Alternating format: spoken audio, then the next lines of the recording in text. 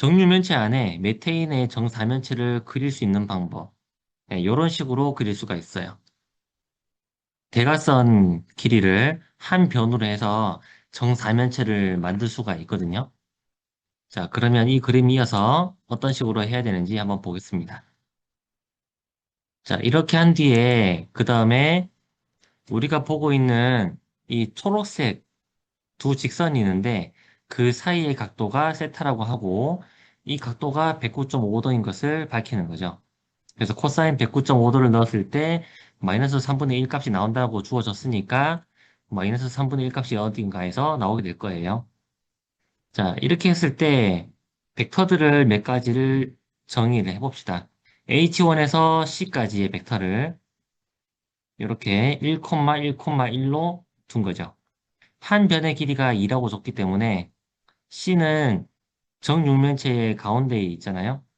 그래서 1,1,1이었을 겁니다. 자, Y축 방향은 어떻게 되는지 알겠죠? Y축 방향은 여기 그림에서 이런 식으로 그려졌을 거예요. 이런 식으로 쭉 들어가는 방향으로 Y축이 있을 겁니다. 자, 이렇게 했을 때 다른 것들도 좀 정의를 해본다면 C에서 H1까지는 그러면 반대 벡터가 되겠다, 그죠? 자, 그러면 C에서 H2까지의 벡터는 어떻게 되냐? H2의 좌표 값이 XY 평면에 있는데 2,2잖아요. 자, 이거를 C 좌표로 빼면 됩니다. 그러면 방향을 가지고 있는 벡터량이 되는데 이걸 정리해보면 이렇게 되겠죠.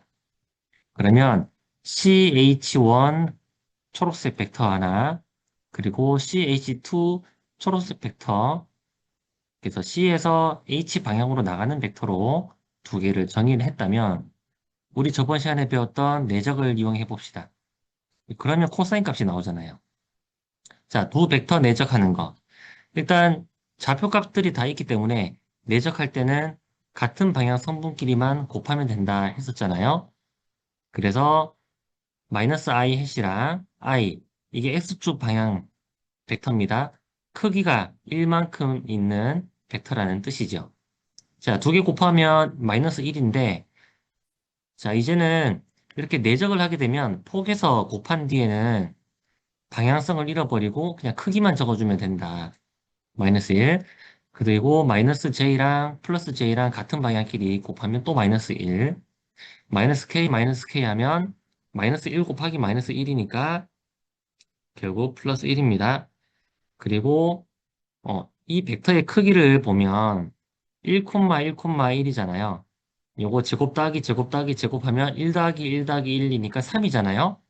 그래서 루트 씌우면 피타고라스 정리에 의해서 크기가 루트 3만큼이고 CH2도 똑같이 크기가 루트 3이 됩니다.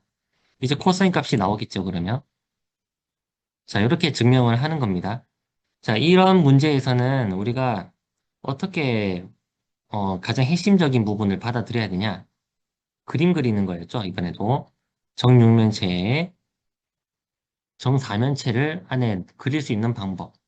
이것만 그렸다면 이 벡터도 여러분이 아마 작성할 수도 있었을 것 같아요.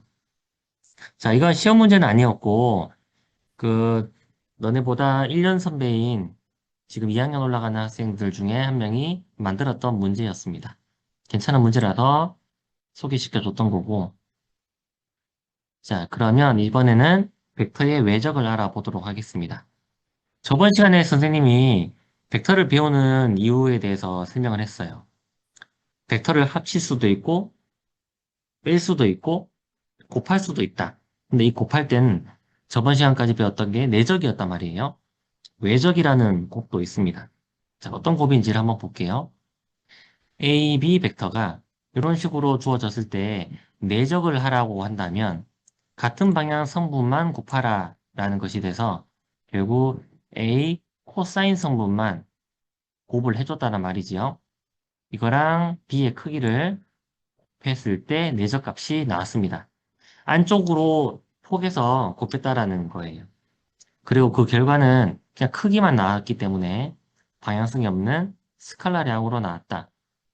외적은 좀 다릅니다. 이렇게 곱을 합니다.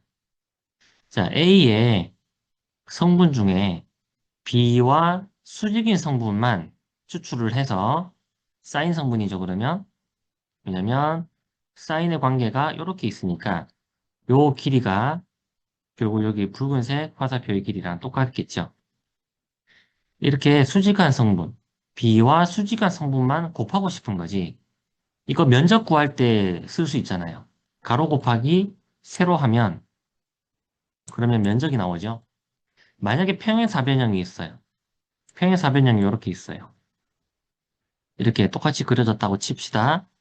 그러면 이때도 면적을 구하라고 하면 이게 만약에 B가 그래프가 있고 여기 길이가 A라고 한다면 여기가 세타일 때 가로 곱하기 높이를 해야 되니까 결국 요 성분이 여기 직각인 요 성분이 A 사인 성분이 됩니다.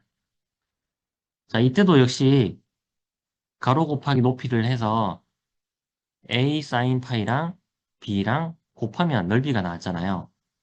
자, 지금 넓이를 구하는 과정이에요. 자, 그러면 요거 두 개 곱했을 때 어떻게 되느냐? A랑 B랑 곱했을 때 AB 사인 세타만큼으로 넓이를 구할 수 있는 이런 방식으로 하면 되는데, 자, 여기 N 해시라고 또 다른 벡터 성분이 나왔습니다. 자, 이때 정의를 합니다. 어떻게 정의를 하냐?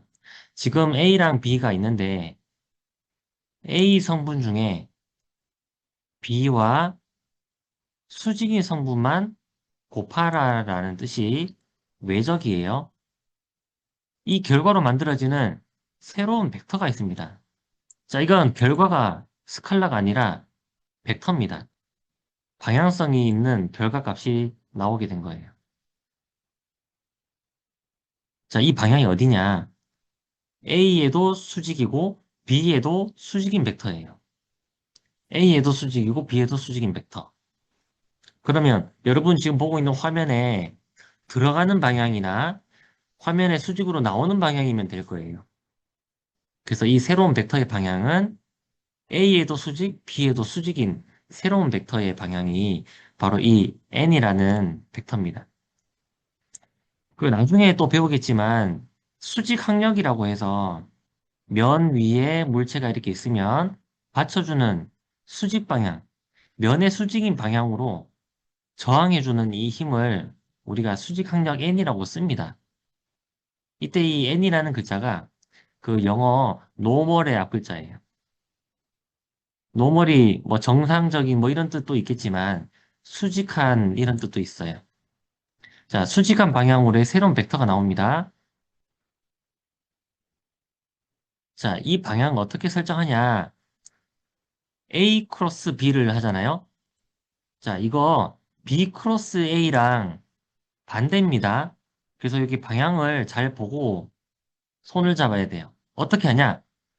A 크로스 B를 하라고 할 때는 여러분 오른손으로 이렇게 편 뒤에 폈을 때는 A 방향이고 접으면은 B 방향이 되는 거예요. 그러면 A 크로스 B 잡으면 엄지손가락이 남잖아요. 이 엄지손가락의 방향이 결국 새로운 외적에 의해서 만들어지는 수직 방향이라는 뜻입니다. 알았죠? 자, 그러면 처음에 우리가 봤었던 여기에서 A 크로스 B를 한번 잡아볼래요? 어떻게 잡아야 돼요?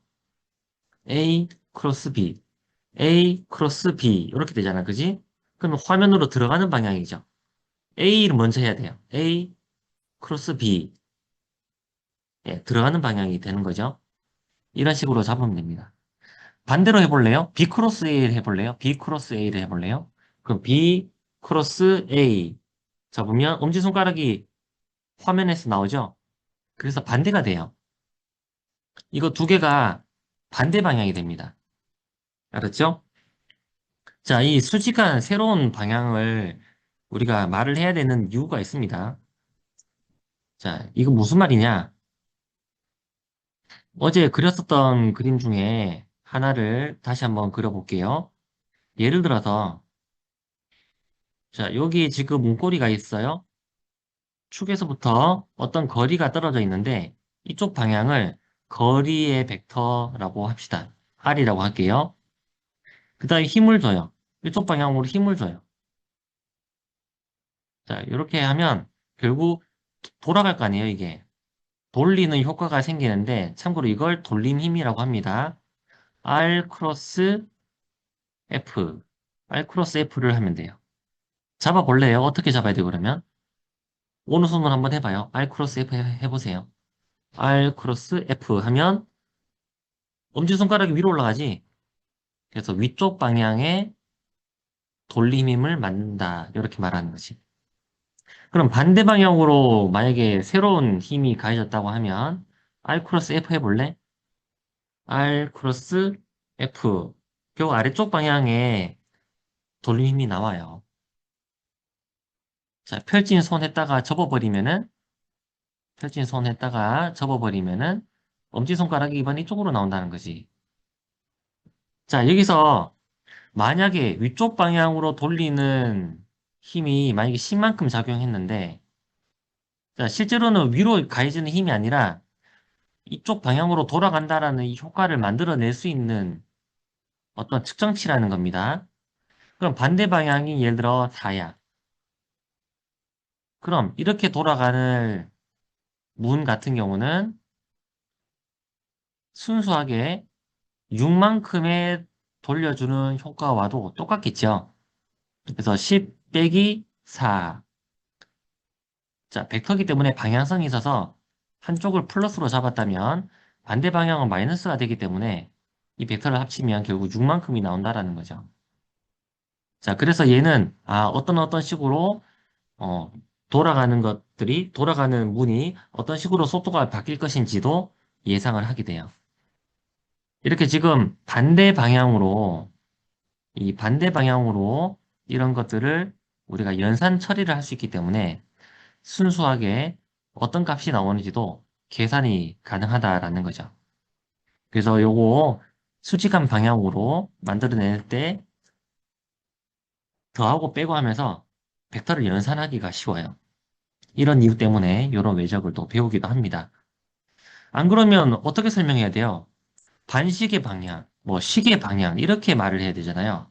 이 말을 하지 말고 식으로 간단하게 표현하기 위해서 한쪽 방향, 수직한 방향으로의 새로운 벡터를 만들어 버리면 결국 더하고 빼고 할 수 있다라는 뜻입니다.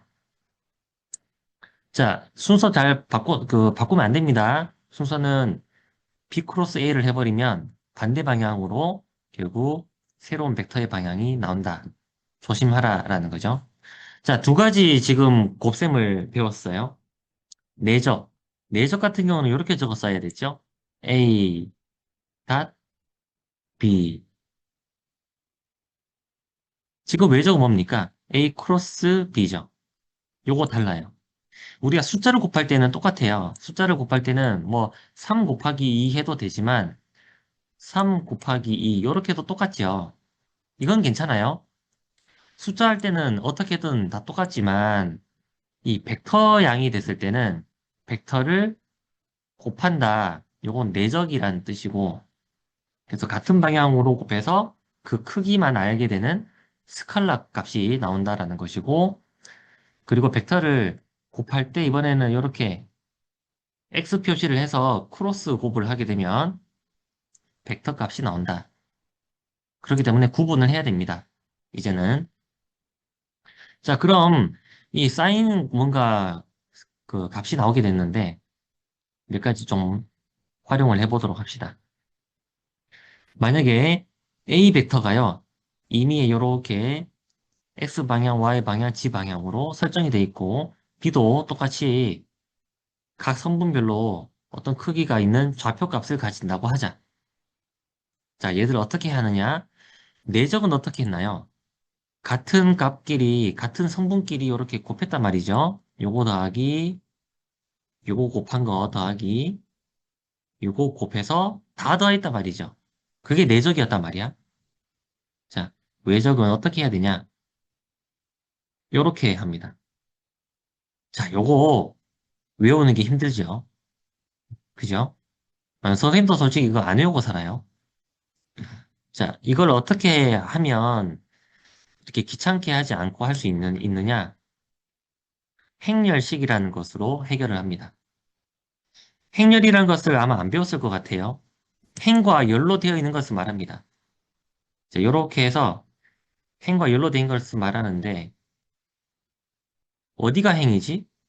이게 1, 이게 2 이렇게 말하고 이게 또 1, 이게 2 이렇게 말하거든요. 하나가 행이고 하나가 열이에요. 이게 1, 이게 행입니다.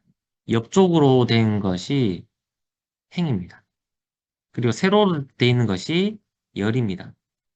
그래서 행열이라고 불러요.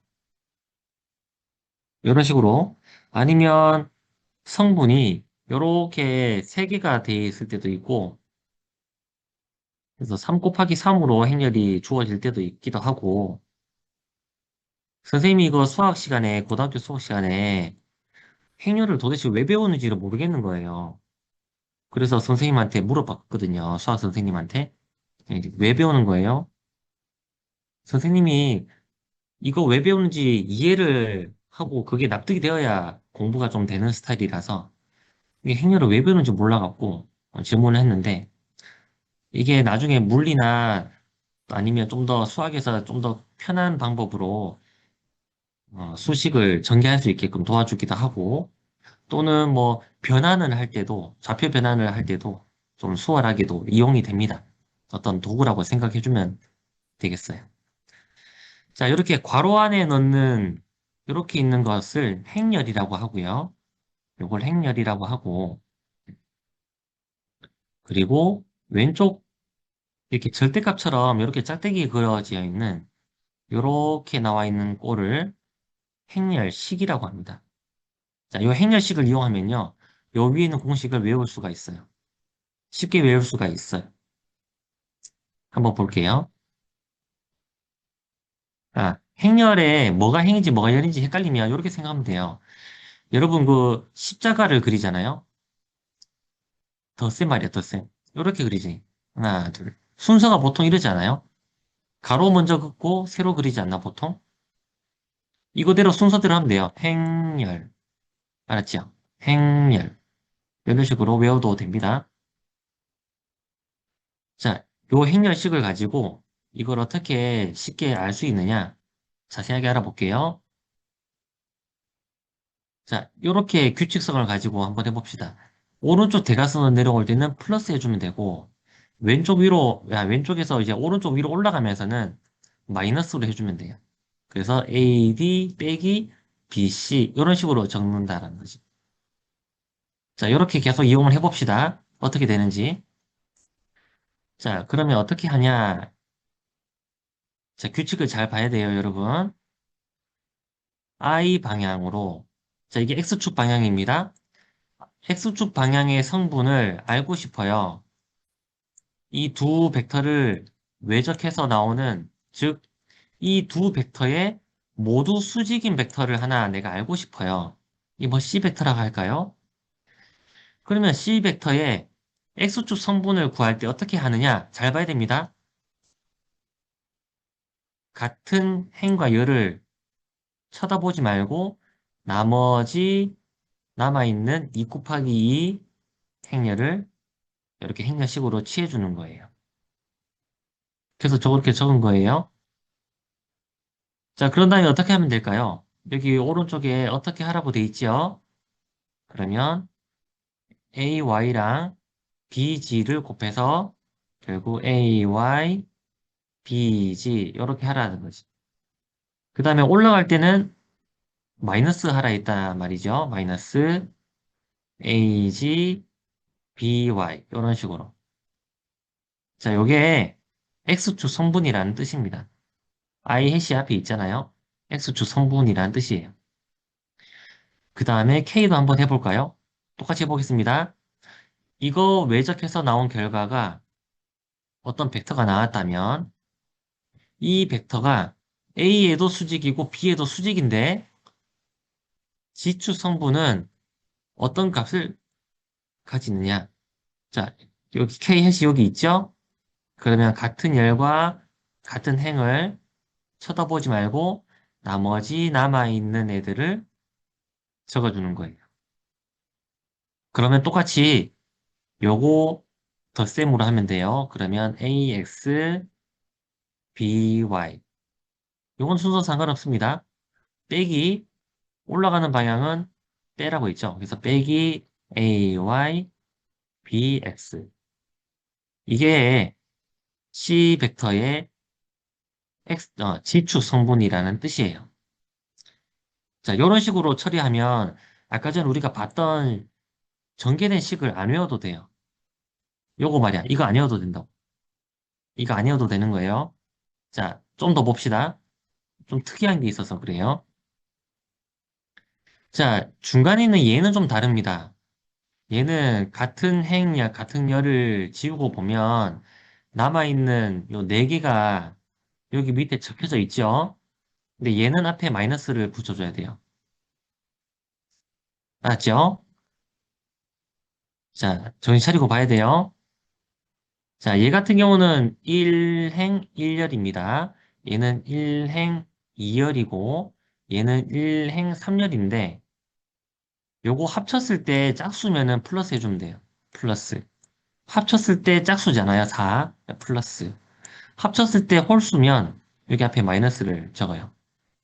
자, 이런 규칙성을 가지고 하면 아까 전에 그 길게 쭉 나와 있었던 그 식을 외우지 않아도 돼요. 자, 결국 이렇게 식이 나옵니다. 자, 요거 연습을 좀 해보도록 할게요.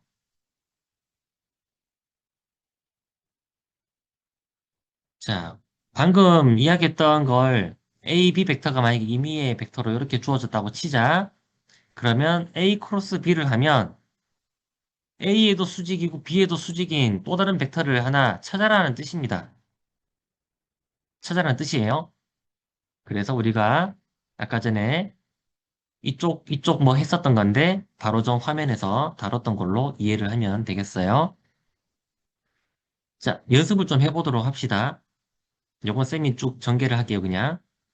만약에 A 벡터가 이렇게 주어져 있고 B 벡터가 이렇게 주어져 있으면 A에도 수직이고 B에도 수직인 또 다른 벡터를 찾아봅시다.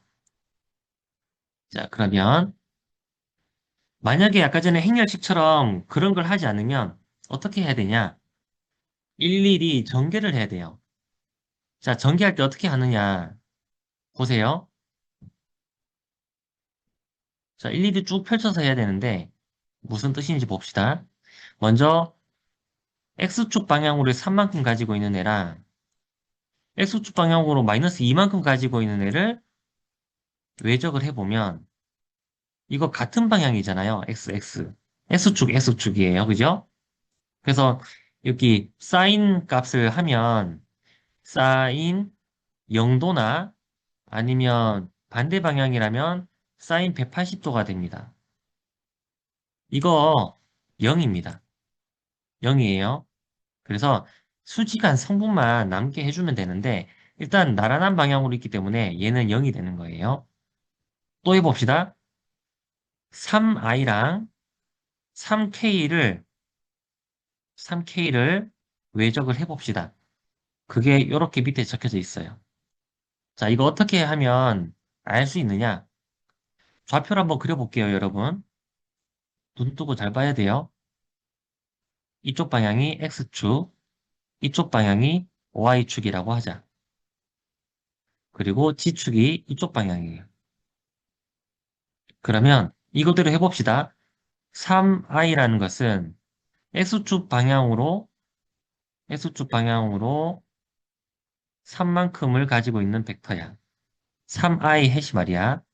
3k 햇은 이쪽 G축 방향으로 3만큼을 가지고 있는 벡터야. 자, 이거 크로스 해볼래요, 여러분? 요거. 아까 쌤이 오른손으로 이렇게 잡았단 말이에요. 요거 한번 해보세요. X축 방향 잡고, 그 다음에 G축 방향 이렇게 잡아보세요. X축 방향 오른손으로 잡고, G축 방향을 잡으면, 결국, 마이너스 Y 방향이 나오잖아요. 그죠? 약간 A 크로스 B 할 때 어떻게 그 외적의 결과가 나오는지 방향을 봤단 말이에요. 그래서 지금 여기 마이너스 Y 방향이 나온 거예요. 외저 결과가 이쪽 방향으로 나왔으니까 마이너스 y 방향입니다. 그래서 여기 마이너스 y 방향의 단위 벡터 마이너스 j 해서 쓴 거고 3이랑 3은 곱해서 9가 된 겁니다. 자, 몇 개 더 해볼게요, 계속. 자, 그 다음에 마이너스 4도 해볼까요? 마이너스 4j 해시랑 마이너스 2i 해스를 하면 이렇게 되잖아요. 자, 이것도 같이 해봅시다. 어떻게 크로스를 해야 되느냐? 마이너스 y 방향이에요. 그리고 마이너스 x 방향이에요. 잡아보세요. 마이너스 y 방향, 마이너스 x 방향, 마이너스 y 방향, 마이너스 x 방향. 마이너스 x 방향 어디예요? 저 뒤쪽이잖아요, 뒤쪽. 마이너스 y가 지금 왼쪽이잖아. 그 다음에 마이너스 x는 화면 들어가는 방향이잖아요. 그죠? 그래서 마이너스 y 방향, 마이너스 x 방향 잡으면 결국 결과적으로 아래쪽이 나옵니다. 아래쪽 방향이 결국 마이너스 지축 방향이 나오기 때문에 요 두 개 벡터를 하면 결국 마이너스 j 방향으로의 단위 벡터가 나오는 것이고 숫자는 숫자대로 곱해주면 됩니다. 8이 되는 거죠. 자, 이런 식으로 찾은 거예요. 또 해볼게요. 자, 요것도 해봅시다. 마이너스 4j랑 3k 또 한번 외적을 해볼까요? 자, 마이너스 4에 이거 마이너스 4j가 마이너스 y 방향이죠. 그리고 k라는 것은 지축 방향이란 말이에요. 그러면 이거 크로스 이거 해보세요. 그러면 마이너스 y 방향 했다가 지축이니까 이렇게 되지, 그지? 손이 많이 꺾이네요.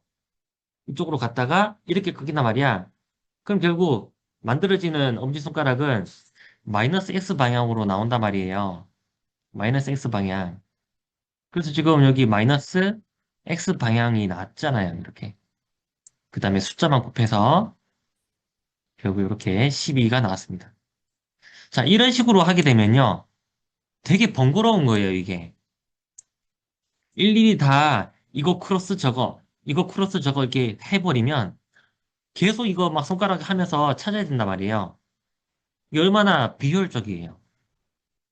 그러니까 이렇게 하지 말고 행렬식을 이용해보자라는 뜻입니다. 자, 행렬식 한번 써볼게요, 여러분. 잘 봐요. 행렬식을 쓸 때 이렇게 쓰면 돼요. I, J, K. 자, 지금 A랑 B에 모두 수직인 벡터 C 벡터를 찾고 싶어요. 순서가 중요합니다. A를 먼저 적어줄게요. 그러면 A는 X축 성분으로 3만큼, 그리고 Y축 방향으로는 마이너스 4만큼, C축 방향은 없어요. 그 다음에 B 벡터 성분을 볼까요? X축 방향으로는 마이너스 2만큼, Y축 방향 없고, G축 방향으로 3만큼 있죠. 자, 요거 행렬식으로 풀이하면 결국 이게 나온다라는 뜻인데, 천천히 한번 해볼게요. 자, 먼저 X축 방향으로 얼만큼이 나오는지 한번 봅시다. X축 방향으로. 그러면 요거랑 요거랑 빼고 나머지만 보고 곱하면 돼요. 아래쪽으로는 플러스 값이라 했죠.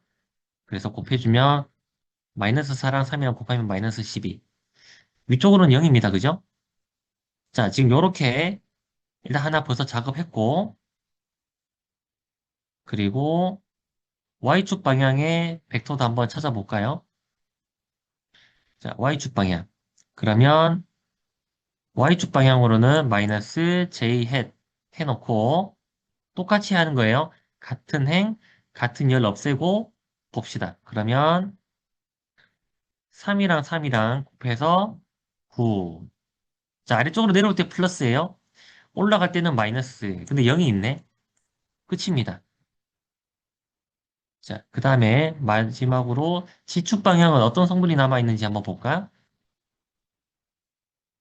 자, 지축 방향으로는 자, 플러스 K 해시인데 지축 방향은 어떤 벡터냐? 같은 행 같은 열을 지우고 보세요. 그러면 이거 0이네. 이거 곱하면 되는데 마이너스다, 그지? 이쪽은 플러스 해주면 되고, 이쪽으로는 마이너스 하면서 곱해주면 돼요. 그러면 결국 마이너스 8이 나오네. 자, 이게 지금 이거랑 같아요. 그래서 일일이 한 개 한 개씩 다 곱하고 하다가 보면 9개를 뭐 곱하고, 그럴 때마다 XY와 XY 하면서 이렇게 손가락 막 해야 된단 말이에요. 그러지 말고 차라리 행렬식을 적은 뒤에 여기서 선택했었던 단위 벡터와 같은 행과 같은 열을 없애주면서 남아있는 애를 플러스 마이너스 하면서 곱해주고 더해주면 됩니다. 자, 이런 식으로 해보자라는 거죠. 자, 그러면 이게 지금 C벡터잖아요. C벡터 정체가 뭐라 했나요? A에도 수직이고 B에도 수직입니다, 이거. 확인해 볼래요, 그러면? C벡터가 A에도 수직이다 했잖아요. 그러면 A랑 C랑 내적을 해보세요. 내적을 하면 결국 AC 코사인 세타가 나올 텐데, 코사인 세타가 나올 텐데, 이거 두 개 수직이라면서 지금. A 벡터에도 수직이고, B 벡터에도 수직이라 했잖아요. C 벡터가. 그러면 A랑 C랑 내적하면 실제로 이게 수직이라서 90도 집어넣으면 결국 0이 나옵니다.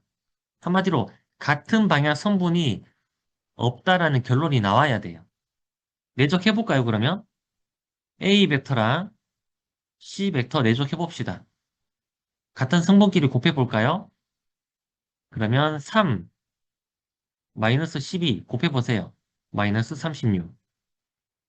그리고 Y축 방향 마이너스 9 마이너스 4 곱하세요. 그러면 플러스 36. 0이죠. 그죠? 그러니까 결국 수직할 거라고 생각했었던 이 C 벡터가 실제로 A랑 이렇게 내적을 했더니 같은 방향 성분이 없는 거예요. 수직이니까. 당연히 B 벡터랑 또 수직입니다. B 벡터와 B 벡터와 C 벡터를 내적을 하면 요거 곱해보세요. 같은 성분끼리 24죠? 그리고 Y방향 없으니까 G방향만 있죠? G방향 곱해보세요. 마이너스 24. 역시 내적값이 0이 나와서 결국 B 벡터와 C 벡터는 내적 결과가 0이라는 것을 가지고 자, B 벡터와 C 벡터가 결국 내적한다 했을 때 0이 나온 걸 보니까 같은 방향 성분이 없다. 즉 수직이다. 이런 결론을 또 얻을 수가 있습니다. 자, 행렬식을 이용하면 편하다라는 것을 우리가 봤습니다. 자, 그럼 이거 한번 구해볼까요, 여러분? 시간 잠깐 주겠습니다. 자, 정답을 먼저 볼게요. 어떤 식으로 하면 되냐? 먼저 A 크로스 B를 하자. 그러면 A의 벡터 값을 X축, Y축, G축에 해당되는 값들을 X축, Y축, G축에 해당하는 값들을 이렇게 적어주고 그 다음에 B를 밑에 적어주면 돼요. B도 2, 1, 마이너스 2 있었잖아요. 이렇게 적고 외적을 해봅시다. 그러면 I 성분은 X축 성분입니다. 이건 같은 열, 같은 행을 제외시키고 나머지만 보고 이거 그냥 바라만 봐도 이거 암산할 수 있거든요. 곱하면 2 빼기 2 결국 0이 된다라는 거죠. 그리고 Y축도 한번 볼까요? Y축은 마이너스 J 햇을 적고 난 뒤에 자 같은 열, 같은 행을 빼고 보겠습니다. 그러면 마이너스 2가 되겠죠? 그 다음에 위쪽으로 곱할 때는 빼라 마이너스 4.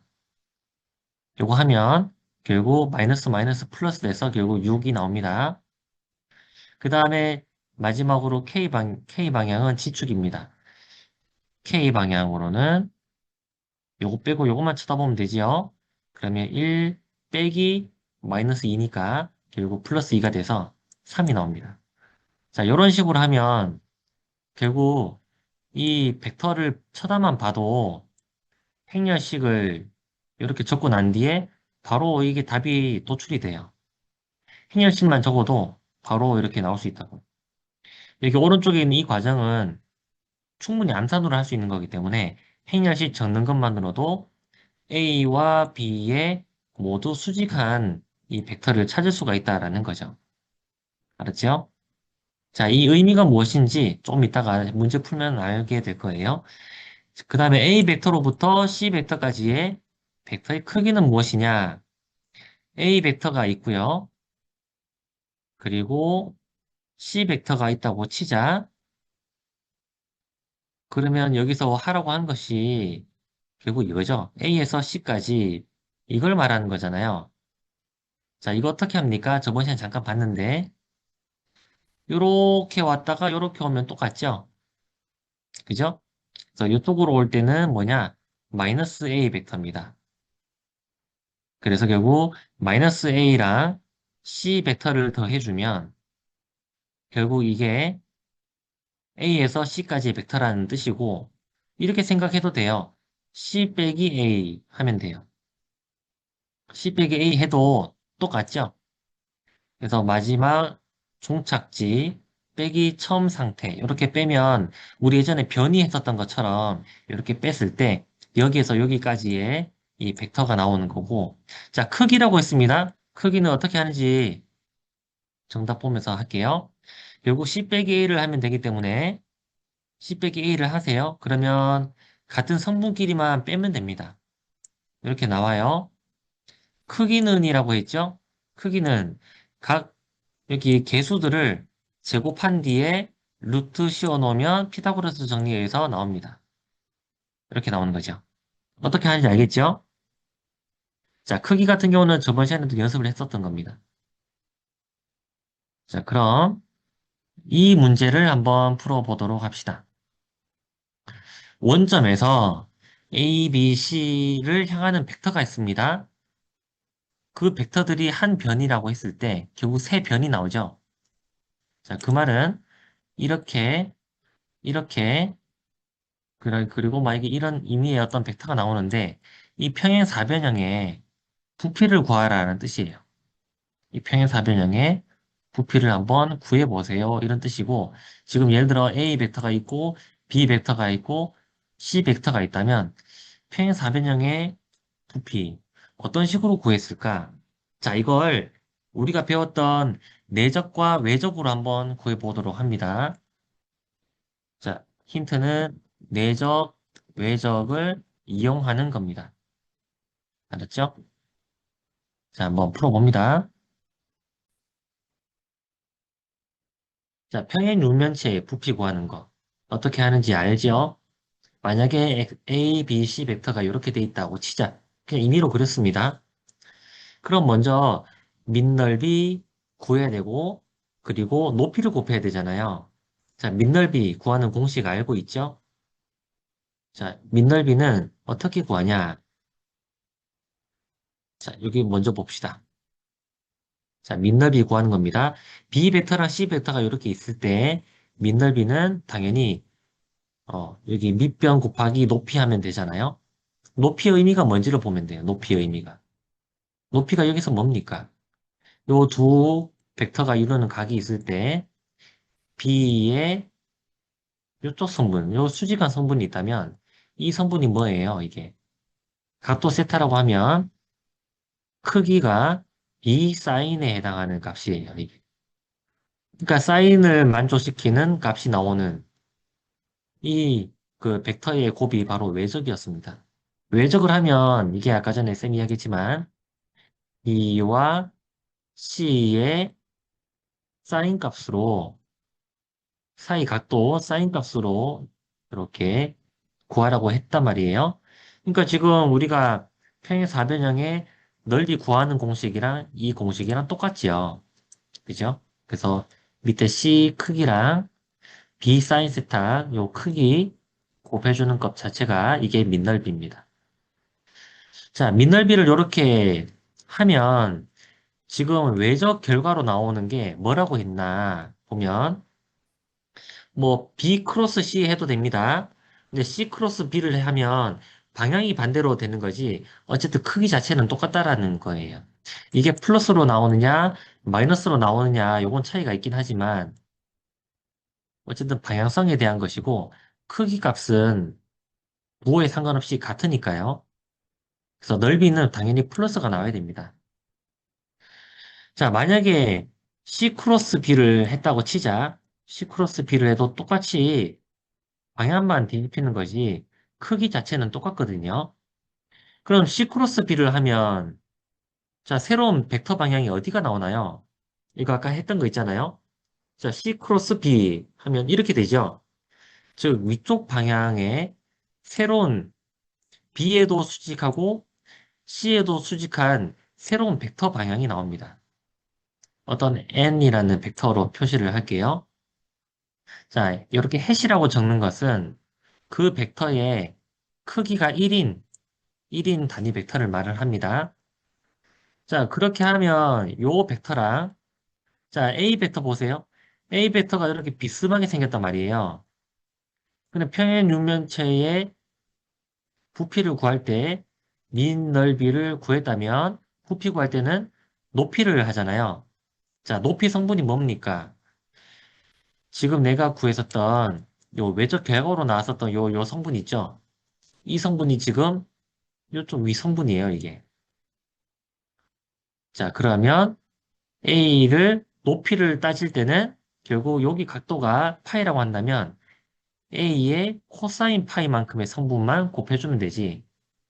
그지? 그러면 새로운 벡터와 같은 방향으로의 A 벡터만 곱해주라는 뜻입니다. 그래서 새로운 수직 방향의 벡터와 A 벡터를 내적을 해버리면 같은 방향 성분만 곱한다. 이 의미가 바로 A 코사인 파이가 되는 거죠. 그래서 민넓이를 구했다면 A와 내적을 해서 내적을 하게 되면 다시죠. 하게 되면 코사인 성분이 나와서 결국 이 높이 값을 계산을 하게 될 겁니다. 자, 이런 뜻으로 외적과 내적을 잘 활용해 보라라고 했던 거고. 자, 해봅시다. 그러면 B랑 C랑 이렇게 면적을 구해봅시다. 이 면적 구하는 것 자체가 이게 뭡니까? B 크로스 A, B 크로스 C를 하면 되는 거죠. 또는 C 크로스 B 해서 크기만 구해도 됩니다. C 크로스 B 해볼게요. 그러면 C 크로스 B. 자, 우리 아까 전에 행렬식 했습니다. 요거 행렬식 하는 거 연습했어요. 자, 이거 결과로 결국 어떤 벡터가 나왔냐? 요런 벡터가 행렬식을 해서 나와요. 행렬식 쓰면 나옵니다. 이 벡터의 방향이 바로 이 벡터라는 거지. 자, 그럼 높이 성분으로 A 벡터가 얼마의 높이를 가지고 있느냐 하니까 결국 A 벡터와 새롭게 만들어진 벡터를 결국 포갠다면 높이 성분의 A를 결국 내가 곱하게 되는 거라서 이게 결국 내적 결과로 나오는 코사인 파이였습니다. 그래서 결국 내적을 해보면 됩니다. 자, 그럼 결국 C 크로스 B 벡터가 여기 있단 말이에요. 그죠? 그러면 A랑 내적하면 됩니다. 자, 그러면 쌤 펜을 잘 따라보세요. 자, A 벡터랑 C 벡터를 내적을 하면 돼요. A 닷 C 하면 됩니다. 자, 그러면 같은 성분끼리 곱하면 되죠? 그럼 17이랑 5랑 곱하면 되고, 그리고 더하기를 10이랑 5 곱한 거, 또 더하기를 15랑 마이너스 43을 곱한 거, 이렇게 전부 다 더해버리면 돼요. 그게 내적이 뜻이었으니까. 자, 결국 요 두 벡터를 내적을 하게 되면 A 벡터랑 새롭게 나왔었던 이 C 벡터가, N 벡터가 있다고 하자. 또 다른 이 벡터를 내적을 해서 마이너스 510. 자, B 크로스 C를 하느냐, C 크로스 B를 하느냐에 따라서 방향이 반대로 된다라는 것이었지, 크기로 우리는 구하면 되기 때문에 510으로 부피를 구할 수가 있어요. 이거 풀었던 친구들은 대단해요. 잘 풀었습니다. 뉴턴의 운동 법칙은 중학교 때도 여러분이 배우긴 했어요. 뭐가 1법칙인지 2법칙인지 3법칙인지 순서도 좀 기억하면 좋을 것 같아요. 자, 순서를 기억하는 방법도 있습니다. 좀 이따 살펴볼게요. 일단 고전역학이라고 해서 뉴턴 역학이라고 합니다. 현대 물리 아니면 상대성이 나타나기 전에 역학들을 뉴턴 역학 또는 고전 역학이라고 합니다. 일단 퀴즈를 잠깐 내볼게요. 로켓이 바닥 근처에 있을 때, 그리고 바닥 위에 좀 떨어진 곳에서 이제 막 출발을 하려고 합니다. 이제 로켓을 쏘려고 하는 거예요. 어느 로켓이 위로 더 큰 힘을 받을까? 자, 왼쪽이 1번, 오른쪽이 2번입니다. 여러분 생각을 채팅창에 적어주고, 하나, 둘, 셋 하면 엔터를 쳐볼까요? 하나, 둘, 셋. 전체 채팅창에 넣어주세요. 네, 예, 어, 낚으려고 했는데 다 낚여버리네요. 신기하네. 자, 똑같아요. 똑같아요. 왜 앞으로 나갈 수 있느냐? 그 원리를 익히면 되니까. 같이 볼까? 이게 앞으로 나가는 이유가 뭡니까? 우리가 마치 바닥에서 점프하는 것처럼 생각하니까 1번이 왠지 더 큰 힘을 받지 않을까? 땅을 미는 힘이 더 세 보이잖아요. 그죠? 로켓이 그러면 우주에서 앞으로 가속을 하는 원리를 생각하면 이거는 뭡니까? 땅이 없잖아요. 뒤에 공기도 없고 아무것도 없잖아요. 뒤쪽 방향으로 연료를 뿜어내요. 여러분도 만약에 우주 공간에 볼링공을 갖고 있어요. 그러다가 여러분이 볼링공을 던져버려요. 그럼 당연히 여러분도 반대쪽 방향으로 힘을 받을 거 아니에요? 이런 추진 원리예요. 결국 어떤 사람이 공을 미는 이렇게 작용력을 주게 되면 공은 사람을 미는 반작용력이 동시에 작용합니다. 참고로 이걸 작용 반작용이라고 해요. 아마 알고 있을 거예요. 로켓이 연료를 밉니다. 그러니까 연료가 로켓을 미는 힘이 생기는 거죠. 그래서 땅이 있든 없든 상관 있는 게 아니에요. 이게 똑같아요, 결국. 알았죠? 작용 반작용의 원리를 알고 있느냐? 그런데 이렇게 그려놓으면 많이들 낚여요. 로켓이 뒤쪽으로 연료를 뿜으면서 나가는 거지 땅을 밀면서 가는 게 아닙니다. 맨날 우리가 땅에 붙어 사니까 땅 밀어서 점프하는 그거 생각해서 그래요. 간혹은 경험들이 오히려 과학적인 생각을 방해할 때가 있는데 그래서 과학적인 원리를 좀 더 분명하게 알면 경험들도 다시 거기에 맞게 재구성이 되고 오개념이 안 생기게 되는 거죠. 자, 이렇게 지금 차에 타고 있던 사람 머리가 뒤로 밀렸다라든지 아니면 돌멩이가 앞으로 튀어나왔다라든지 어떤 운동을 하는지 아마 알 겁니다. 여러분 경험이 있으니까요. 자, 왼쪽에 있는 이 게임이 옛날 그 카트라이더라는 게임인데 선생님도 이제 좀 했었던 게임이었거든요. 근데 이 모습이 언제 이런 모습이 생기냐? 출발할 때 아니면 갑자기 부스터 써서 가속할 때 출발이나 가속할 때 이런 머리 모양이 나와요. 자, 자동차가 있으면 여기에 카트라이더의 캐릭터가 타고 있지. 그러면 원래 일정한 속도로 갈 때는 편안하게 갑니다. 일정한 속도로 갈 때는요. 관성을 유지하기 때문에 그래요. 그래서 차도 그 속도를, 이 사람 머리도 그 속도를 유지하기 때문에 결국은 같은 속도를 유지해서 이 사람은 차로부터 힘을 안 받아요. 근데 만약에 가속을 해버리면 사람이 요만큼 나가야 될 시간에 자동차는 이만큼 멀리 나가버리는 거지. 좀 그려볼까요? 그러면 자동차가 이만큼 멀리 나갔다. 그러면 여기다가 그려볼까? 이만큼 나온 거야. 사람 머리는 원래 여기 꽂혀 있었단 말이지. 그러니까 지금 사람 요만큼밖에 못 나갔잖아요. 머리가 여기까지 못 온 거야. 여기까지밖에. 이렇게 되겠지. 그죠? 자, 이런 식으로 관성을 유지하려고 하다 보니까 원래 자기 운동을 유지하려고 하는 성질이 있다 보니까 이렇게 뒤로 밀리는 힘도 느껴지는 겁니다. 이 밑에 있는 돌은 왜 튀어나온지 알겠죠? 가속이 아니라, 빨라지는 가속이 아니라 느려지는 가속 때문에 한마디로 브레이크 잡아서 앞으로 튀어나온 겁니다. 그래서 돌의 관성이 계속 유지하려고 하는 성질이 있었기 때문에 얘는 자기 속도대로 밀고 나갔다. 하지만 차는 반대 방향으로 가속이 생겨서 또는 멈췄기 때문에 이렇게 발생한 것을 알게 될 거예요. 참고로 이 관성이라고 할 때는 질량이 크면은 관성이 커요. 얘 특히 머리가 엄청 크잖아요. 이 머리가 엄청 크고 무거워요. 이 머리가 큰 게 관성을 잘 유지해요. 그래서 다른 애들이 속도가 바뀐다 해도 얘는 속도 잘 안 바뀌어요. 그러다 보니까 뒤로 이렇게 밀리는 거죠. 계속 봅시다. 만약에 이게 2차 함수라고 하면 이거 가속이 변했는지 안 변했는지를 내가 알고 싶어요. 여기 Y축을 잘 봐야 된다. 저번에 쌤이 그래프 이야기할 때 Y축 잘 보세요 했었습니다. 자, 요걸 VT 그래프로 변환을 시켰을 때 이렇게 된다. 자, 이게 가속이 일정하다라는 거죠. 기울기가 결국 가속도니까.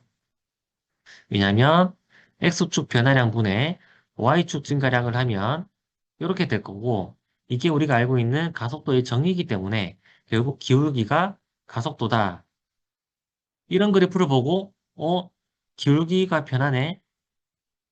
그러면 가속도가 변하네. 이렇게 함부로 막 단정 지으면 안 돼요. Y축을 항상 잘 보고 해야 된다. 이거 이야기하려고 보여준 겁니다. 많이 실수해요. 과거 선배들도 많이 실수해요. 자, 뉴턴의 운동 법칙을 봅시다. 챕터 3인데요, 참. 자, 관성 법칙이 1법칙입니다. 이 법칙은 가속도 법칙이라고 하고, F는 ma입니다. 3법칙이 작용 반작용이에요.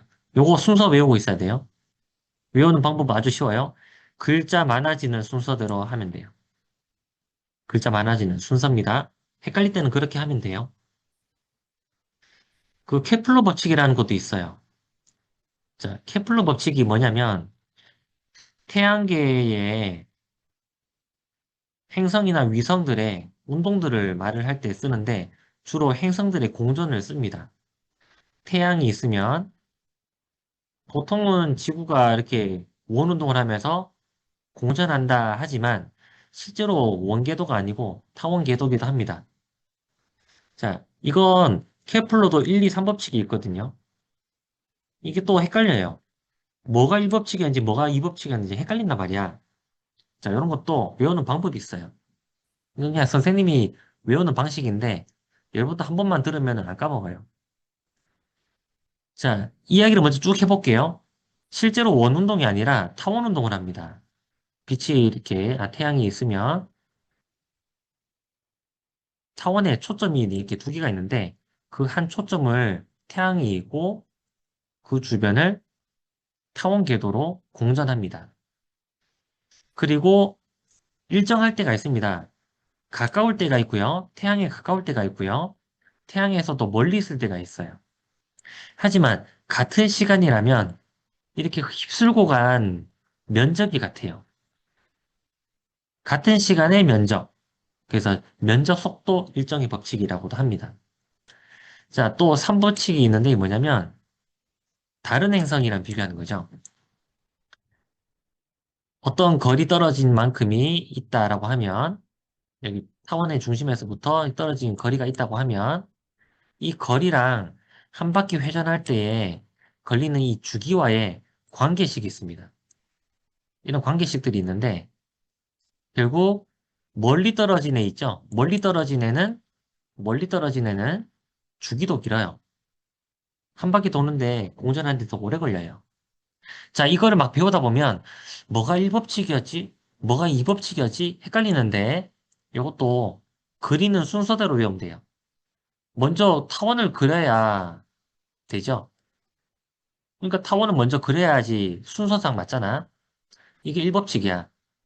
그 다음에 타원 그린 뒤에 요거를 그 다음에 그릴 수 있잖아요. 면적 속도 일정 법칙이 두 번째. 그 다음에 다른 타원을 그리는 거죠. 이게 세 번째. 이런 식으로 1법칙, 2법칙, 다른 타원, 3법칙 이렇게 순서대로 외우면 한 번만 이렇게 설명을 들어도 안 잊혀져요. 자, 어쨌든 1법칙부터 같이 보도록 합시다.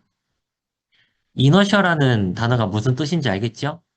관성의 법칙입니다. 관성입니다. 그래서 물체는 같은 속도를 유지한다. 우리가 많이 보는 관성의 법칙이 그거죠. 왜 어디 병 위에 아니면 그릇 위에 뭐 올려놓고 씩 뺐을 때 그대로 떨어지는 거. 네, 그것도 똑같습니다. 지금 이것과 똑같은 의미입니다. 컵이 있고 위에 만약에 종이를 놔두고 동전을 놔둔 뒤에 요 종이를 치워버리면 아주 빨리 치웠을 때 동전이 그대로 밑으로 떨어지는 이런 일들이 보통 관성의 법칙이라고 하죠. 자, 얘도 같은 속도로 유지를 했습니다. 그죠? 속도가 0이었으니까 그런 거지. 계속 자기는 원래의 운동 상태를 유지를 했어요. 자, 이렇기 때문에 관성의 법칙에서 쓰는 이 관자는 한자에서 무슨 관자인지를 생각해 볼 수 있는데, 자, 이거 무슨 단어의 관일까요? 우리가 자주 쓰는 단어에 관이 들어가는 게 있어요. 이때 관성이라는 뜻을 가지고 있을 때랑 똑같은 의미로 관을 쓰는 단어, 뭐가 있을까요? 채팅창에 한번 쳐볼래요? 전체 채팅방에 쳐줘요. 관이 들어가는 글자, 뭐가 있을까? 관념. 지원이는 관념이라는 글자도 안 해. 이야, 아닙니다. 관념은 아닙니다, 근데. 되게, 높은 수준의 단어를 쓰네요.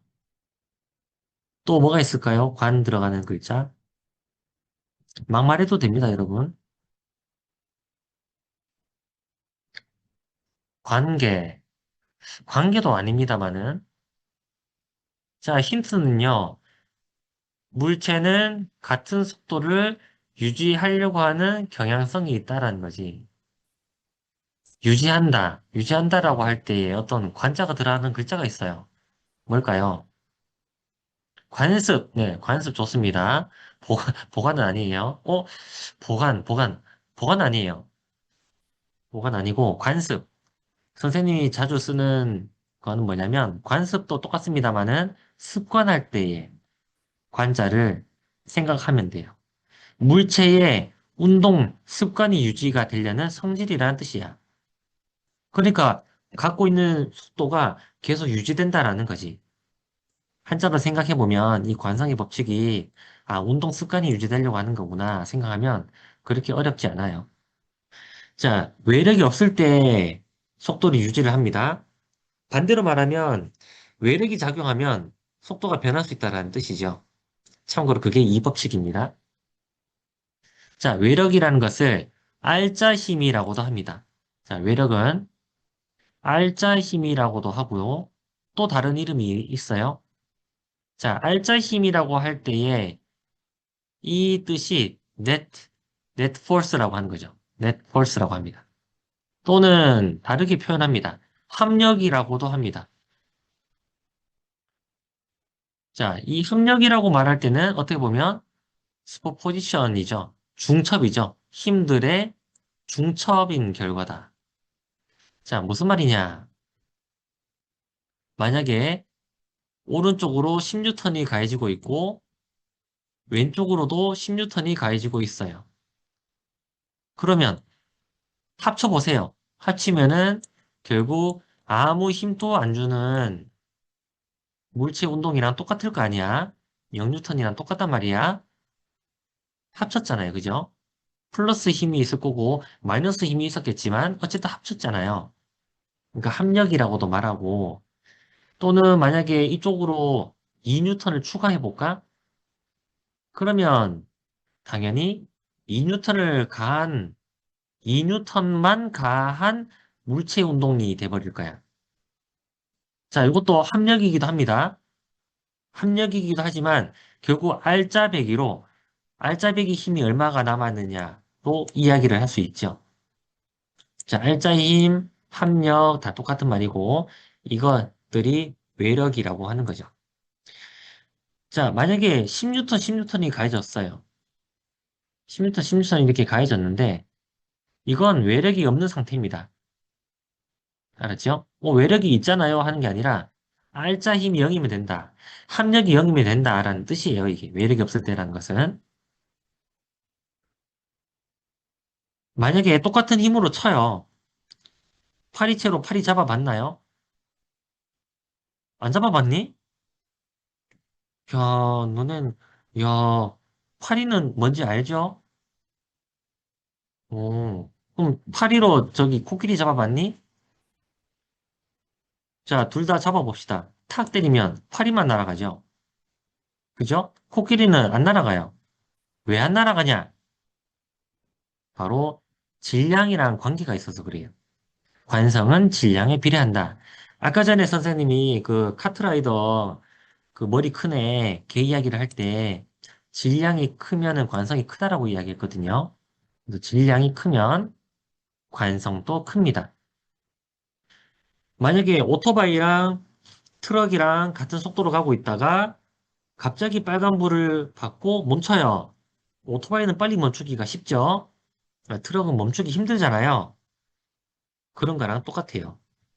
질량이 크면 관성이 크다. 운동 상태를 더 잘 유지하려고 한다. 라는 뜻이고, 파리를 잡기 힘든 이유입니다, 이게. 자, 팔이 엄청 가벼워요. 엄청 가벼우니까, 자, 팔이 다시 보자. 여기 있다. 자, 팔이 엄청 가볍죠? 자, 얘는 아주 작아요. 질량이 아주 작고, 얘는 질량이 아주 커요. 그러면 똑같은 힘으로 쳐요. 똑같은 힘으로 쳐요. 자, 힘은 똑같습니다. F는 똑같은데, 치면 얘는 운동 상태가 많이 변하죠. 운동 상태가 많이 변해요. 코끼리는 운동 상태가 거의 안 변해요. 그래서 질량이 크면 운동 상태가 잘 안 변하고 그 말은 관성이 크다라는 겁니다. 관성이 크다. 자, 파리가 그래서 잡기 힘든 거예요. 왜냐면 이쪽으로 날아가던 파리가 저쪽으로 팍 꺾어버리고 하는 속도가 방향 속도 있다 있잖아. 그지? 이쪽으로 팍 꺾이려면 이쪽 방향으로 가속도도 작용해야 되는데 같은 힘에 대해서도 운동 상태가 빨리빨리 변할 수 있는 질량을 갖고 있어요. 그래서 엄청 막 예측하지 못하게 돌아다니죠. 자, 관성은 질량에 비례합니다. 자, 이걸 식으로도 적을 수 있어요. 자, 이 말을 식으로 적을 수 있습니다. 뭐냐면 똑같은 힘을 줬는데 질량이 크면 운동이 잘 안 바뀌어. 그 말은 가속도가 작다란 말이지. 질량이 크면 가속도가 작다라는 뜻이에요. 그죠? 이게 바로 F는 내매입니다. 자, 지금 1법칙 설명을 하고 있는데 F는 MA는 2법칙 내용이잖아요. 그죠? 이건 2법칙 내용입니다. 근데 말하다 보니까 2법칙이 나타났잖아요. 자, 근데 1법칙은 뭐냐? 여기에서 특히 F가 0일 때, F가 0일 때 가속도가, 가속도가 0이라는 요 특수한 상황만 1법칙이라고 하는 거예요. 그러면 2법칙 그냥 하면 되는 거지. 굳이 1법칙 따로 이렇게 빼낼 필요가 있나요?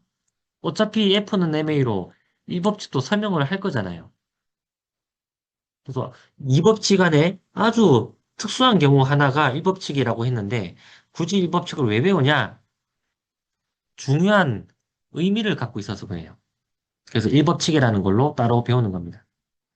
왜 이게 중요한 의미를 가지고 있느냐? 자, 관성의 법칙이 성립하냐, 성립하지 않느냐가 아주 중요합니다. 이 뒷부분에 나옵니다. 오늘 시간이 되면 아마 나올 거예요. 자, 관성의 법칙이 왜 중요한지 좀 이따가 볼 겁니다.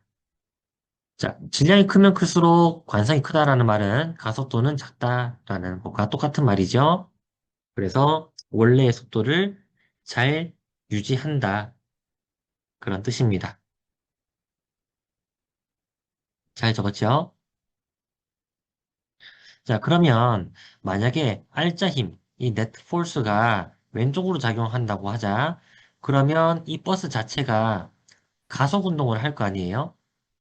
그러면 버스 손잡이랑 사람이 뒤로 밀립니다. 자, 뒤로 밀려요, 이렇게.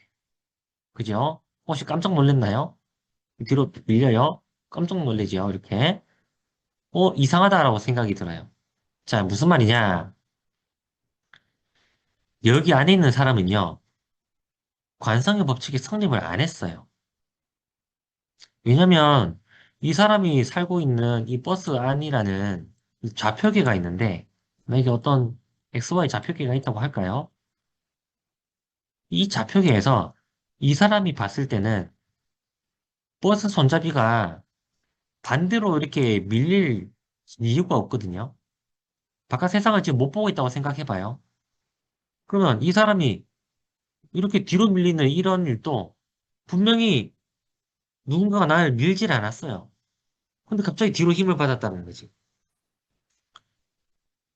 자, 관성의 법칙은 아까 뭐였나요? 힘이 0이면 운동 상태를 유지한다라는 거잖아요. 그러니까 가속도도 0이 돼야 된다. 운동 상태를 유지를 해야 되는데 갑자기 뒤로 밀린 거예요. 이 사람이 봤을 때는 버스 안에서 분명히 작용하는 힘이 0인 줄 알았는데 갑자기 반대 방향으로 운동 상태가 꼈다라는 거야. 버스 손잡이도 원래 아래쪽으로 있던 것이 갑자기 버스 손잡이가 뒤로 이렇게 오더라는 거지. 어? 힘이 0이면 관성을 유지를 해야 되는데 관성이 유지가 안 됐네. 자, 그래서 이 사람이 타고 있는 이 버스 안은요, 관성 좌표기가 아니에요. 관성의 법칙이 성립을 안 하는 좌표기입니다. 이걸 뭐라고 부르냐면은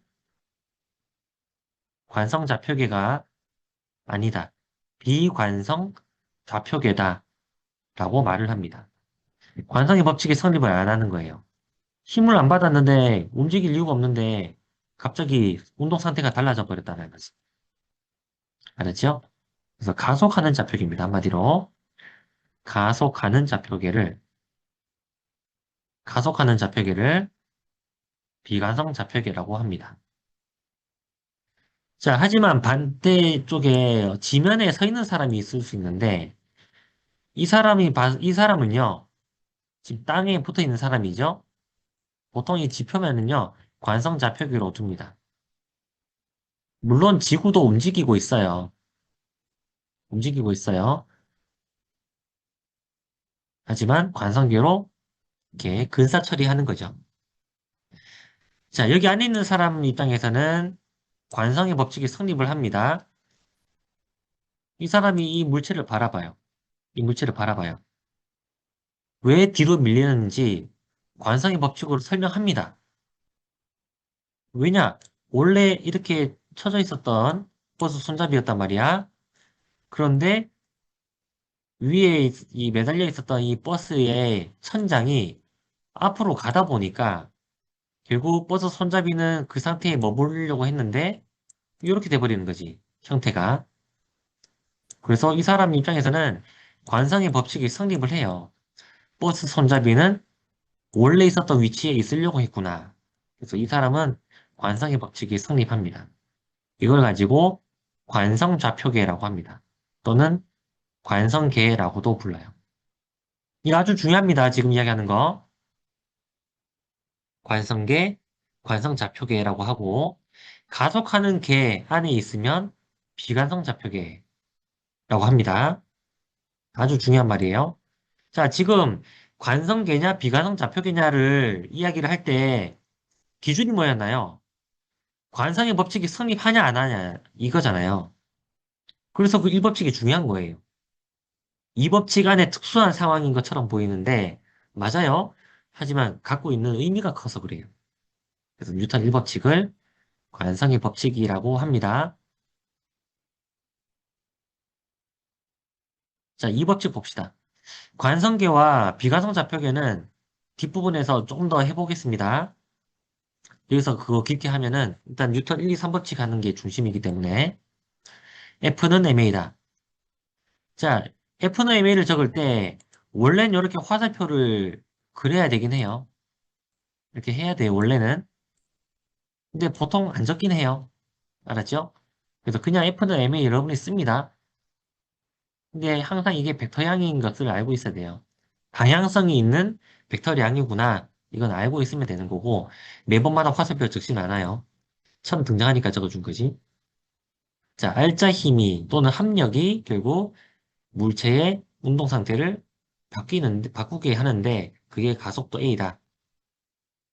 자, 네트 포스라고 했고, 알짜 힘이라고도 했지만, 합력이라고도 했다. 자, 이거 시그마 표시를 저번 시간에 했습니다. 모든 힘을 다 합쳐라라는 뜻입니다. 자, 그러면 1kg이라는 것도 정의를 할 수가 있거든요.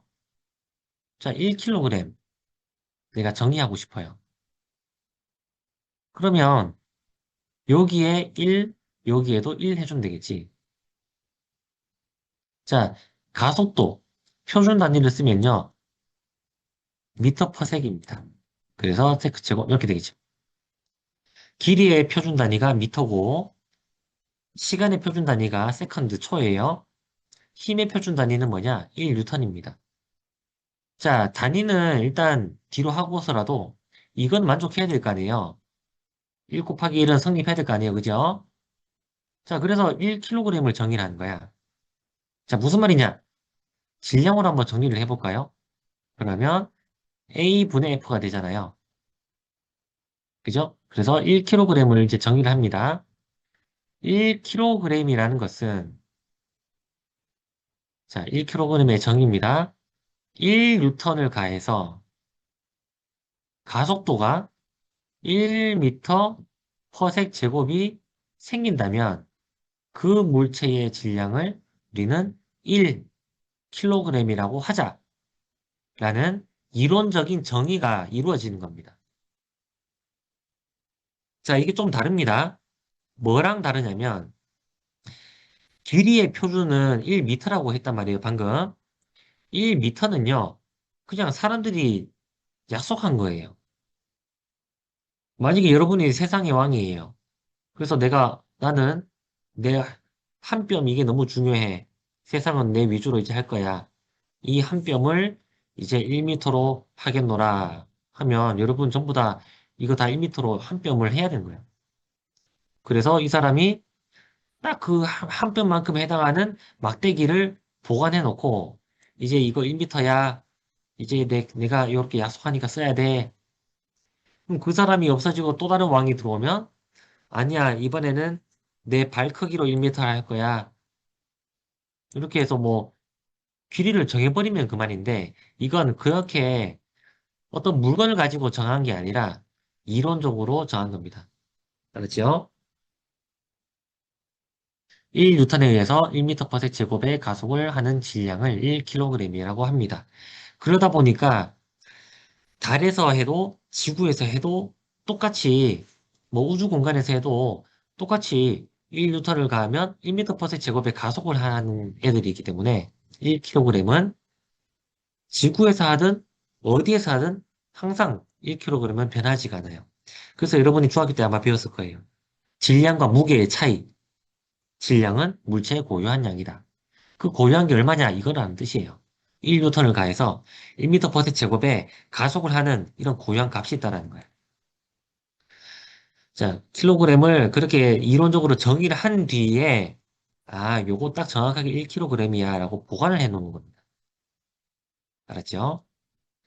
하지만 시간이나 길이 같은 경우는 사람들의 경험을 통해서 우리 이거 1m로 하자 아니면 이거 얘들아 이거 1초로 하자 이런 식으로 정한 거예요. 자, 질량은 이론에 의해서 정의가 된 양이다. 경험적으로 나온 양이 아닙니다. 얘들아 이거 이제부터 1kg 하자 이렇게 한 게 아니라는 뜻이에요. 자, 예제를 좀 풀어보도록 하겠습니다. 자, F는 MA를 가지고 문제를 풀 수 있어요. 20뉴턴이 이렇게 가해졌다고 치자. 바닥에는 마찰이 없어요. 그렇다면 이 세 문제를 풀어보고 이제 같이 볼까요? 먼저 힘이 20N이 작용했고 이 두 물체가 같이 움직일 거니까 5kg이라는 뜻이고 F는 애매하면 됩니다. 그러면 A가 나오죠. A가 B를 미는 힘은 자, 요거 B에 작용하는 힘을 한번 그려볼게요. B 같은 경우는 A에 의해서 이렇게 밀릴 거 아니잖아요. 이렇게. B 입장에서는 A가 민다고요. 이거 지금 구하라는 겁니다. A가 B를 미는 힘이라는 거죠. 자, 그러면 얘는 어떤 힘이 있을 건데, 결국 F는 MA. 자, B의 질량. 지금 B에 작용하는 힘이 얼마냐고 물었던 거고, B의 질량을 적으면 됩니다. 그리고 B의 가속도를 쓰면 됩니다. 자, F는 MA를 쓸 때요. 같은 물체, 같은 물체, 같은 물체입니다. 알았죠? 여기다가 갑자기 20N 쓰면 안 된단 말이에요. 20N은 어디에 가 있느냐? A에서 이렇게 오른쪽으로 가해지는 힘이 20N이잖아요. 그죠? 그래서 B에 작용하는 힘만 잘 그려야 됩니다. 그래서 이렇게 그려놨죠? 자, 요 힘이 얼마냐? B의 질량 1kg, B의 가속도 아까 구했죠? 4. 그렇게 하면 결국 4N이 B에 작용하는 수평 방향으로의 알짜 힘입니다, 이게. 자, 이걸 그래서 4N 바로 구할 수 있죠? A에 작용하는 알짜 힘은, 자, 이것도 역시 F는 M으로 하면 됩니다. A에 작용하는 알짜 힘은, 자, A에 작용하는 알짜 힘이 얼마냐? F는 MA 쓰면 되죠. A라고 했기 때문에 A의 질량, A의 가속도 하면 되죠. A 질량이 얼마입니까? 4, 그리고 가속도도 4. 그러니까 결국 16이 나오죠. 그죠? F는 MA로 다 풀면 됩니다. 이렇게. 자, 실제로 위에서 어떻게 작용하는지 한번 볼까요? 위에서 어떻게 작용하는지를 한번 봅시다. 자, 지금 봤더니 오른쪽으로 B를 미는 힘이 4N이었고 그리고 A에 작용하는 알짜 힘이 16이라 했단 말이에요. 그 말은 B도 A를 반대편으로 4N으로 밀고 있습니다. 4N으로 밀고 있어요. 자, 그러니까 알짜 힘을 더 더하면 되겠다, 그지? 4N, 20N, 반대 방향이니까 알짜 힘은 16N이 되겠다. 그죠? 이렇게 해도 됩니다. 자, 아직 우리는 이걸 배우지 않았어요. A가 B를 4N으로 밀면 B도 A를 4N으로 민다. 이거 작용 반작용의 관계인데 아직 이렇게 배우진 않았어요. 그거 모르고도 그냥 F는 M에 써도 된다. 걸 보여준 겁니다. 자, 다음 문제도 한번 볼게요. 자, 이 문제도 한번 풀어보는데 시간 잠깐 주겠습니다. 작용 반작용을 잠깐만 소개할게요. 다음 페이지에 나오긴 하는데 자, 작용 반작용은 A가 B를 여기서 뭐 당기는 힘이라 할게요. 그러면 작용하는 힘이 있어요. 자, 그러면 이게 작용력이라고 하면 주어랑 목적어 바꾸면 됩니다. 그러면 B가 A를 당기는 힘. 이게 바로 하나가 작용력이라고 할 때 나머지 하나가 반작용력이 되는 거예요. 자, 이거 한번 풀어봅시다. 시간 줄게요. 자, 지금 또 보면 똑같이 그려보면 되거든요. A와 B의 가속도는 일단 이건 한 덩어리가 돼서 움직일 거기 때문에 6N이 3kg에 작용하는 힘이라서 바로 F는 MA에서 A가 나옵니다. 2m/s제곱. B가 A를 당기는 힘은 자, 이거 그림으로 좀 그려보겠습니다. 소개할 것도 있고 T라고 하는 것은 텐션을 말하는 거고 텐션이 바로 장력을 말합니다. 여러분 그 기타 줄에 탱탱함 있죠? 그 탱탱함 아니면 뭐 배드민턴 라켓이나 어떤 줄이든 이 팽팽함이 있어요. 그 팽팽함을 말해요. 자, 이 장력을 생각했을 때는 팽팽한 이 힘으로 A를 잡아 끄는 거죠. 그죠? 그래서 A 물체에 대해서 F는 MA를 쓰게 되면 수평 방향으로 작용하는 힘이 지금 T밖에 없잖아요. 그리고 A가 MA 하면 2kg, 가속도가 2, 장력이 결국 4뉴턴. 이렇게 나오는 거고. 자, 작용 반작용이라고 했는데 선생님이 뭐 그거 안 해도 풀 수 있긴 합니다만은 작용 반작용도 한번 해볼게요. 장력의 정치가 뭐냐? B가 A를 끄는 힘입니다. 그죠? B가 줄을 통해서 A를 끄는 힘이잖아요. 결국 A가 B를 끄는 힘도 똑같은 크기가 될 거예요. 이것도 역시 똑같은 T가 될 거예요. 그러면 이번에는 B에 작용하는 모든 힘을 보자. 오른쪽 6뉴턴, 왼쪽 T. B 물체 입장에서는요, 결국 6뉴턴, 반대 방향 T, 이게 결국 MA입니다. 자, 지금 B 물체에 대해서 해야 돼요. 그러면 B 물체 질량이 얼마입니까? 1이잖아요. 가속도 얼마예요? 2잖아요. 그죠? 당연히 똑같이 이 장력이 4가 나옵니다. 작용 반작용이랑 똑같은 거예요. 그러니까 F는 MA를 해도 작용 반작용 쓰지 않아도 결국 이 T가 이쪽 T랑 똑같다라는 겁니다. 이 줄의 팽팽함이 A를 당기기도 하고 B를 당기기도 하니까요. 자, 결국 니은디 것은 그런 식으로 해결하면 되겠습니다. F는 MA 해도 되고 작용 반작용으로 해도 됩니다. 상관없습니다. 자, 이 문제를 한번 풀어볼까요? 시간 잠깐 줄게요.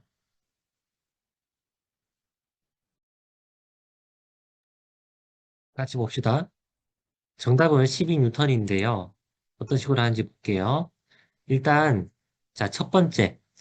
각각의 물체에 작용하는 힘을 그림으로 그리세요. 아주 중요한 겁니다. 지금 이야기하는 거. 각각의 물체에 작용하는 모든 힘을 그림으로 그리세요. 많은 학생들이 잘못 그리는 거 예를 한번 보여줄게요. 어떤 학생들은요, 이렇게 그립니다. 2kg 있잖아? 중력 가속도가 10이잖아? 그럼 아래쪽으로 20뉴턴으로 잡아 끌겠지, 그지? 그래서 결국 20뉴턴으로 잡아 당긴다. 이렇게 잘못 그리는 경우가 되게 많아요.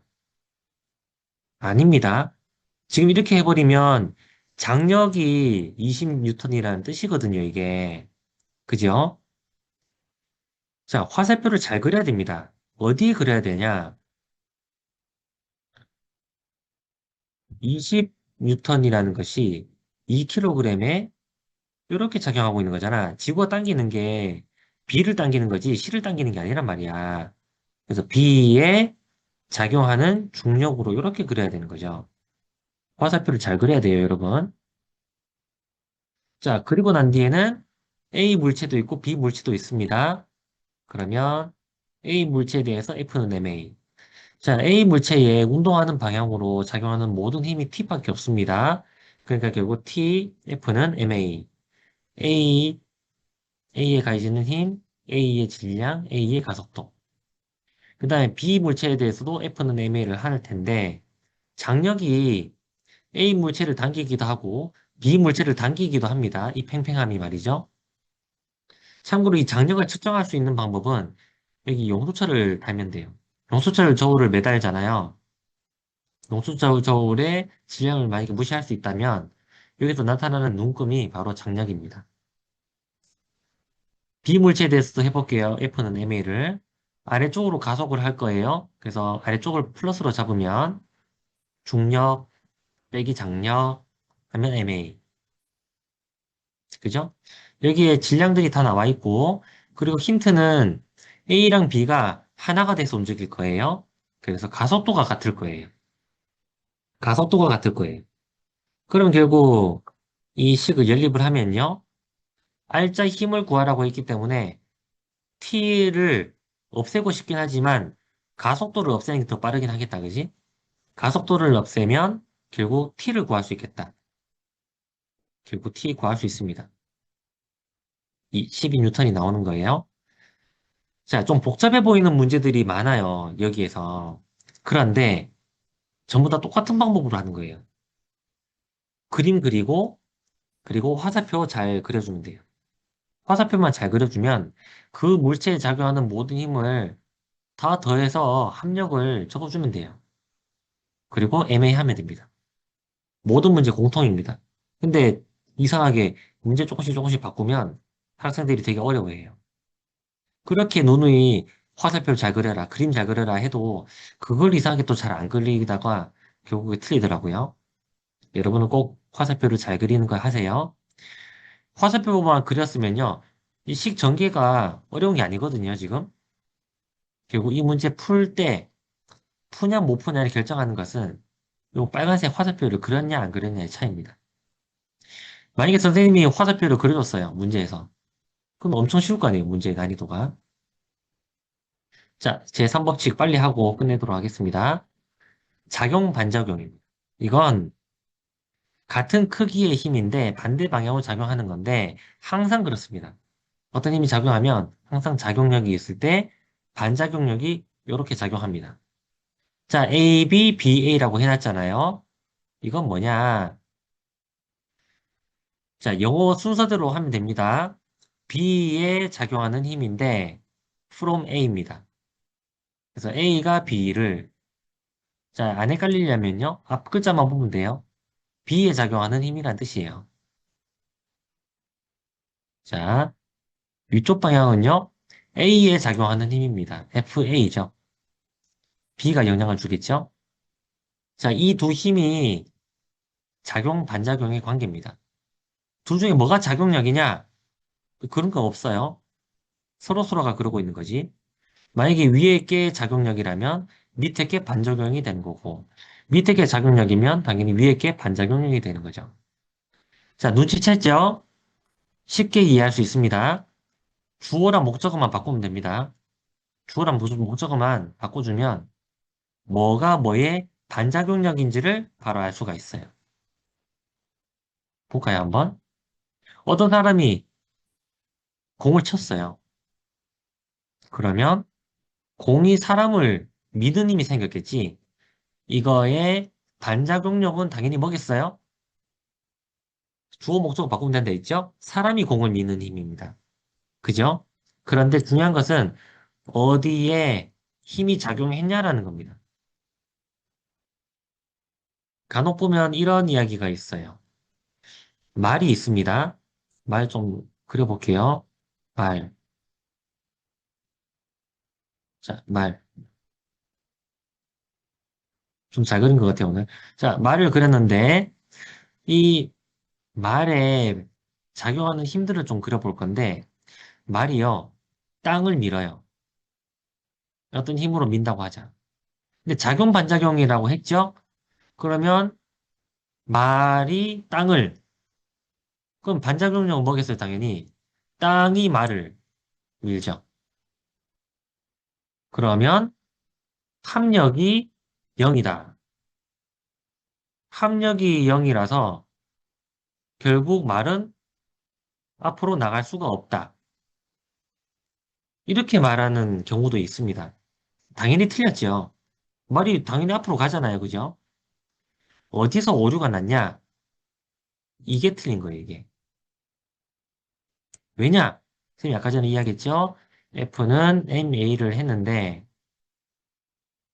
말 홀수니까 H라고 적어볼까요? 이렇게 가 되는 거야, 결국. 말의 질량이잖아요. 말의 가속도잖아요. 그러면 말에 작용하는 모든 힘만 합쳐야 되는 거죠. 그죠? 말에 작용하는 힘만 합쳐야 되는 거예요. 여기 있는 힘이 이게 뭡니까? 땅에 작용하는 힘이잖아요. 이거는 합칠 수가 없는 양이에요. 말이라는 질량이 있었으니까 말에 작용하는 모든 힘이라고 했으면은 요 힘만 말에 작용한 거지. 그래서 여러분이 작용 반작용력을 그림으로 그렸다가 함부로 그걸 합쳐버릴 수가 있어요. 그래서 그림을 잘 그려야 돼요. 자, 말을 만약에 네모나게 그려볼게요. 이렇게. 자, 그려보겠습니다. 그러면 말이 땅을 밉니다. 그럼 땅에 그려주세요. 화살표를. 알았죠? 땅이 말을 밉니다. 그러면 말에다가 그려줘야 되는 거예요. 알았죠? 말에다가 그려줘야 돼요. 대충 그리니까 이 두 힘을 합쳐버리는 그런 오류를 범할 수가 있어요. 그래서 작용하는 힘이 어느 물체에 작용하는지를 딱 정확하게 보고 이 왼쪽으로 가는 이 힘만 이 물체에 가해주는 F로 처리를 해야 됩니다. 함부로 대충 그렸다가 겹쳐버리면은 이렇게 그릴 수 있다는 거야. 자, 대충 그려볼까요? 마지막으로 한 번 더 이야기하겠습니다. 자, 말이 땅을 민다. 이렇게 해놓고, 그럼 땅도 말을 밀지. 같은 방향, 같은 크기의 반대 방향. 그래서 합력은 0. 이렇게 하면 안 된다고. 그치? 너무 겹쳐서 그려버리니까 둘 다 말에 작용하는 것처럼 잘못 보이잖아요. 잘 그려라. 그만큼 그리는 게 중요합니다. 이 예시가 지금, 이건 나중에 애니메이션에 들어가야 되는 건데. 자, 이 마지막 페이지입니다. 빨리 할게요. 서로 다른 두 물체의 작용입니다. 서로 다른 물체이기 때문에 합칠 수가 없어요. 더할 수가 없다. 서로 상호작용하는 힘들을 말하는 것이고, 만약에 지구 위에, 책상 위에 물체가 있다라고 합시다. 그래서 F1, 2, 3, 4가 있는데요. 이 힘들의 정체를 여러분 그림을 봐도 알고 있습니다. 어떤 힘인지 알고 있어요. 그러면 F1과 함께 공해작용하는 힘이 있습니다. F 뭘까요?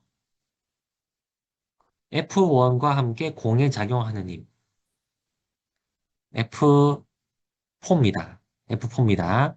자, 공해작용하는 힘을 화살표로 잘 보세요. 중력이 있죠, F1. 자, F1은 의미가 뭐냐? 위에 좀 적어볼게요. F1은 지구가 공을 당기는 힘입니다. 계속 해볼게요. F2도 볼까요? 하는 김에. F2는 뭡니까?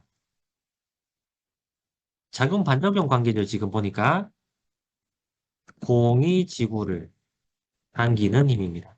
이 두 힘이 작용 반작용의 관계가 있죠. F4, 답의 F3는 뭡니까, 그러면?